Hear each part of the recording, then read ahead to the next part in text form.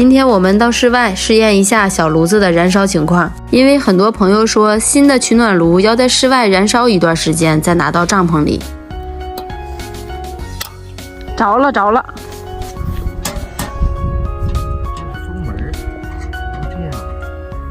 着了！炉内燃起了熊熊火焰，烟囱开始飘出袅袅炊烟，仿佛回到了小时候。炉膛内的火也烧得越来越旺，就像我们对生活的期待，炙热且强烈。你要干嘛，大叔？你是要烤土豆吗？烤土豆。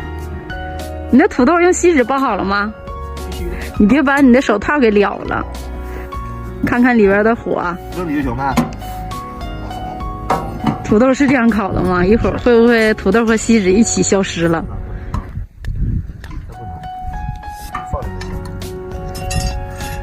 看看火，还挺旺的。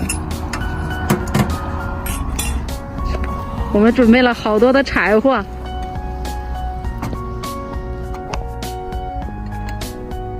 这个炉子的开火仪式特别成功。水壶要烧开了。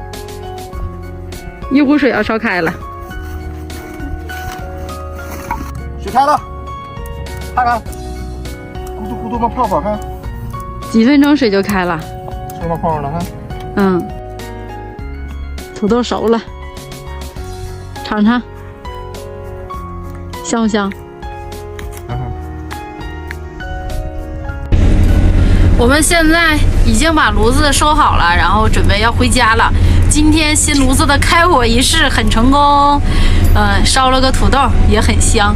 然后明天我们就正式户外露营了，明天把帐篷也带出来，期待明天会有什么样的惊喜呢？